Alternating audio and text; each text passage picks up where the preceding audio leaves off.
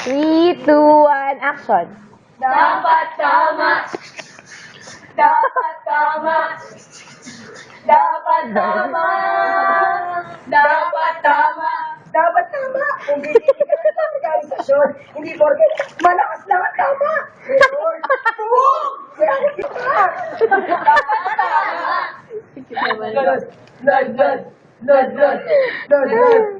Ate, kuya, miyembro ka ba ng Batuga? Ha? Bakit? Bakit ano yun?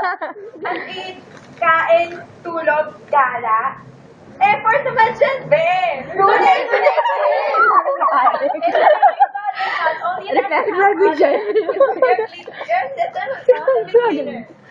Dapat tama. Last lang, community development projects din.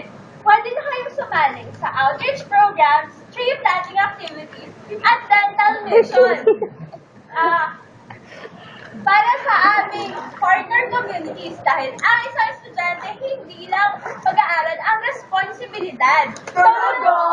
Talagang talaga. Dahil kailangan din natin tumulong sa ating kapwa. Dapat tama. Dapat tama.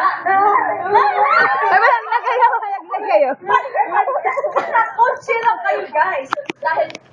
Dahil sa isang sakuna, dapat tayong kalmado sa bawat oras. Kaya nandito ang Red Cross Youth Council para maghatid sa inyo ng evacuation drills para maging ready ang mga bawat tumasino sa bawat sakuna. Weh!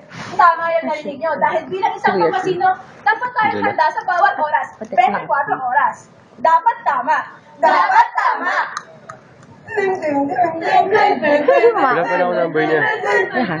Bago na yun, di ba? Lambi. Hindi mo lang i-represent ang RCYC. Mahahasa pa ang talento mo sa sport. Dapat tama. Dapat tama. Attention! Ang huwarang leader ay hindi lang naman about sa talino. Eh saan? Ang tunay na leader ay may puso. Puso! Para sa kapwa Red Cross. Ha? Puso! Para sa kapwa Tomasino. Puso! Para sa kapwa Pilipino. Yan ang pagkakas nyo. Mag-Red Cross Youth Council.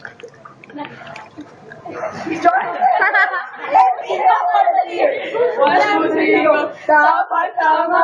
Yay! Yay!